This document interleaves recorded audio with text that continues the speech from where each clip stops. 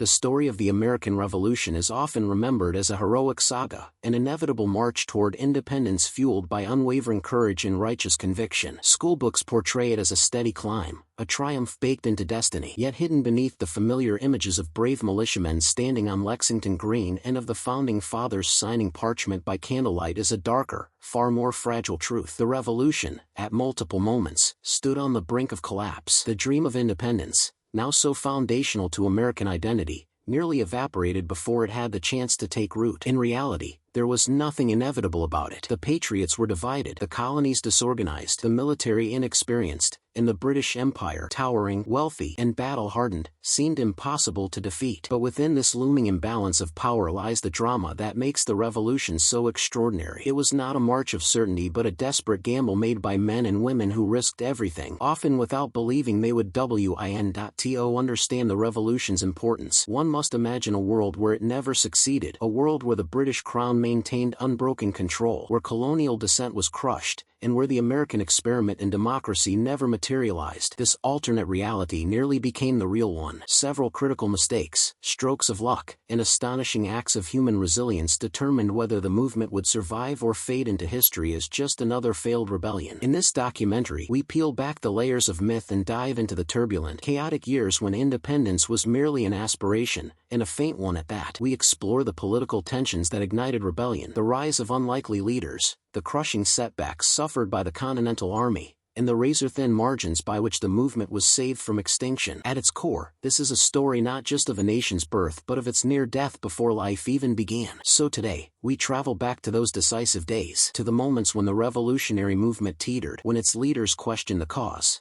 and when defeat seemed certain. Through letters, eyewitness accounts, and the unfolding drama of war, we reveal the day, the several days, in truth, when the American Revolution almost failed. What saved it? Who nearly doomed it? And how close did the colonies come to returning in submission to the empire they dared to defy? This is the story of improbable survival, shaped by determination, conflict, fear, and hope. The story of a nation struggling to be born, against all odds. The movement that would eventually erupt into revolution did not begin with gunfire but with paper, pamphlets, petitions, taxes, and legislative acts that quietly strangled the liberties colonists believed they were entitled to. Its origins stretch back decades before the Declaration of Independence, rooted in a growing tension between a rapidly expanding Atlantic empire and colonies that had begun to see themselves as something separate, something distinct. The British Empire emerged from the 7 Years' War victorious but nearly bankrupt, and to rebuild its treasury, Parliament turned to its colonies. New taxes were levied, first the Sugar Act, then the Stamp Act, followed by the Townshend duties. To London, these were minor financial adjustments, but to many colonists, they became symbols of an unsettling truth. The Crown was willing to tax them without granting them representation, yet the idea of independence was far from popular. Most colonists considered themselves loyal British subjects and viewed protest not as rebellion but as a plea for fairness. When the Stamp Act triggered boycotts and riots, few imagined that these early demonstrations would be the seeds of a full-scale rebellion. The colonists did not want to dismantle the empire. They wanted to belong to it on equal terms. But as Britain responded with increasing force, closing Boston's port, sending troops to enforce laws, and passing the coercive acts, the moral landscape shifted. The presence of red-coated soldiers in American streets transformed discontent into resistance. Local assemblies began meeting in defiance of royal governors, and newspapers echoed with outrage. Still, the movement was anything but unified. Conservative merchants feared economic instability. Rural farmers hesitated to oppose the crown. Enslaved Africans wondered whether freedom from Britain would mean freedom for them or merely a change in masters. Indigenous tribes faced the possibility that a colonial victory would unleash relentless westward expansion. The Revolution's birth was messy, divisive, and uncertain. But what tied its fractured supporters together was a shared sense that British policies had crossed a line, that liberty itself was at stake. When shots were fired at Lexington and Concord, the conflict stopped being theoretical. The colonies were now at war, reluctantly but irrevocably. Yet the movement was still weak. There was no national government, no unified army, and no clear plan. The Second Continental Congress convened not to declare independence but to manage a crisis spiraling out of control. Most delegates desperately hoped for reconciliation, not revolution. Even as skirmishes spread, there were widespread fears that challenging the world's greatest military power would end in disaster. And this fear was not unfounded. When the Continental Army first formed, it was little more than a patchwork of volunteers, farmers with hunting rifles, blacksmiths with borrowed muskets, teenagers eager for glory, and older men defending their hometowns. They lacked discipline, resources,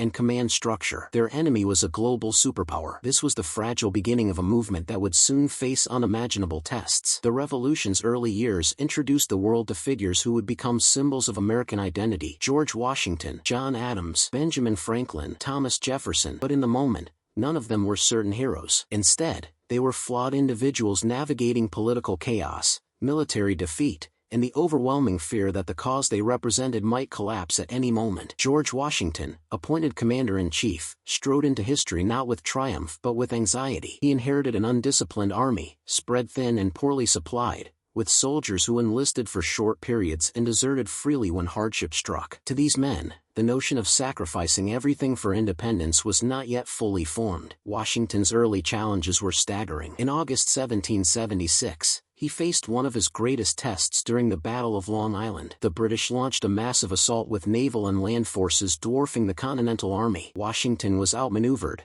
nearly encircled, and forced into a desperate nighttime retreat across the East River. Had the British cornered him that evening, the revolution might have ended in a single stroke. Washington's leadership, however, lay not in strategic genius but in his refusal to give up. He transformed defeat into survival, and survival into hope. But even Washington privately doubted the revolution's chances. His letters were filled with despair over lack of supplies, crumbling morale, and the constant threat of mutiny. The Continental Congress, lacking money and authority, struggled to provide for the army. Inflation skyrocketed, public support wavered, and British forces tightened their grip on major cities. Meanwhile, political leaders were fighting their own battles. Adams and Jefferson struggled to persuade timid delegates that independence was not only desirable but necessary. Franklin worked tirelessly in France, enduring humiliation and resistance as he begged for foreign aid. Without France, the revolution was doomed, yet convincing a European monarchy to support a Republican rebellion was no easy feat. In the meantime,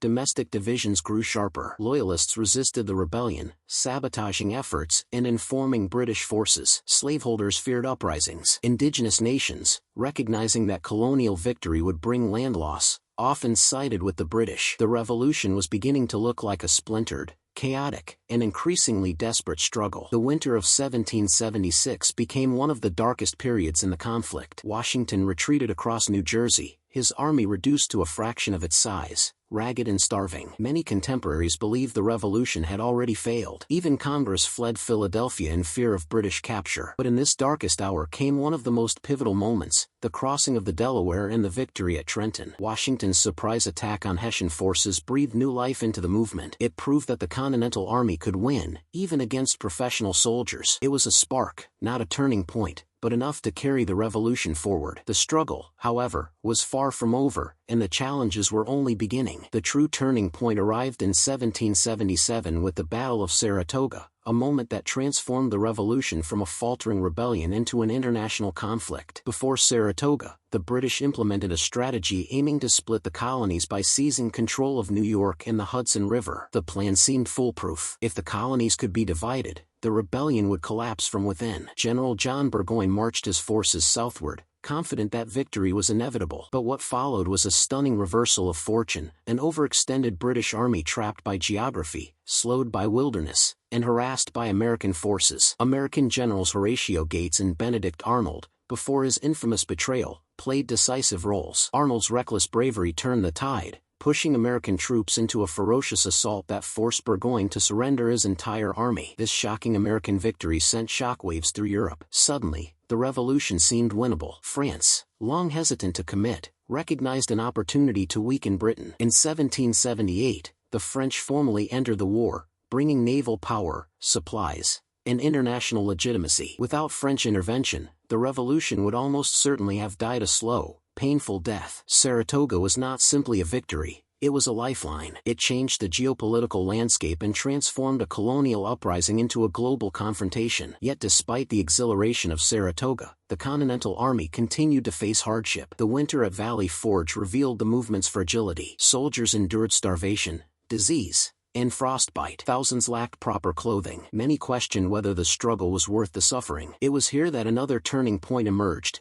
not a battle, but the arrival of Baron von Steuben, a Prussian drillmaster whose training transformed the army into a disciplined fighting force. What survived Valley Forge was not the ragtag militia of 1776 but a professional army ready to stand against the British. The revolution had turned a corner, but victory was still far from guaranteed. As the war dragged on, new challenges emerged: military, political, and social. The British shifted their focus to the southern colonies, believing Loyalist support there would break the rebellion. Early victories at Savannah and Charleston seemed to prove their strategy correct. The Continental Army, stretched thin, suffered defeat after defeat. Morale plummeted. Washington struggled to maintain cohesion among officers who quarreled over promotions and strategy. Benedict Arnold, feeling unappreciated, secretly negotiated with the British, planning to surrender West Point. His betrayal shook the nation, proving that even celebrated heroes could falter under pressure. Meanwhile, the civilian population bore staggering burdens. Farms were destroyed, towns burned, trade disrupted. Loyalist-patriot conflict escalated into brutal civil war in parts of the South. African Americans fought for both sides, hoping that military service might bring freedom, though results were uneven. Indigenous nations faced devastating consequences as shifting alliances brought war to their homelands. The revolution was no longer a simple story of rebels versus empire. It had become a sprawling, chaotic struggle for survival with high stakes and painful costs. Despite these challenges, key victories rekindled hope. The Battle of Cowpens in January 1781 showcased brilliant American strategy, while Nathaniel Greene's Southern campaign exhausted British forces. The war's climax came later that year at Yorktown, where Washington, with French support, trapped British General Cornwallis. The siege was decisive. Surrounded on land by American and French forces and at sea by the French Navy, Cornwallis surrendered. This moment became the symbolic peak of the revolution, a victory so significant that it forced Britain to reconsider the conflict entirely. But even after Yorktown, many feared that Britain might continue the war. The revolution was still fragile, still vulnerable to political shifts, and dependent on delicate alliances. Yet against all odds, negotiations began. Independence was no longer a distant dream, it was within reach. The Treaty of Paris in 1783 confirmed what had once seemed impossible. The American colonies were now a sovereign nation. But independence did not immediately bring stability. The new United States emerged from the war financially exhausted,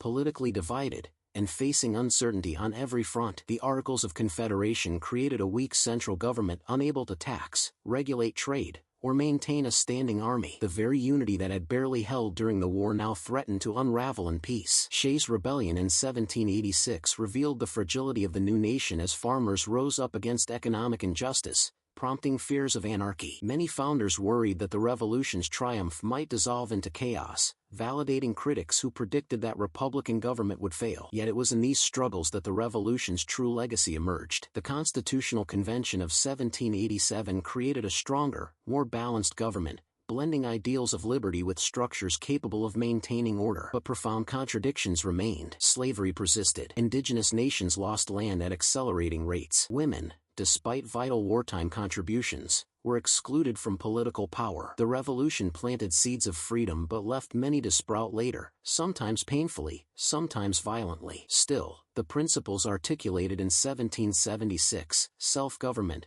natural rights, and the belief that authority derives from the people, became forces that reshaped the world. Revolutions in France, Latin America, and beyond drew inspiration from the American example. The revolution that almost failed became the foundation for modern democratic movements. Looking back, the survival of the revolution appears miraculous. It endured military defeats, political division, economic collapse, betrayal, and near disaster. It survived because of resilience, adaptability, and the refusal of ordinary people to surrender hope. The day the American Revolution almost failed was not one day, but many. Yet each time collapse seemed imminent, the movement found just enough strength to continue. And from this fragile struggle, a nation emerged, imperfect, evolving, but built on the idea that freedom is worth fighting for, even when victory seems impossible. That is the true legacy of the American Revolution, not certainty, but persistence.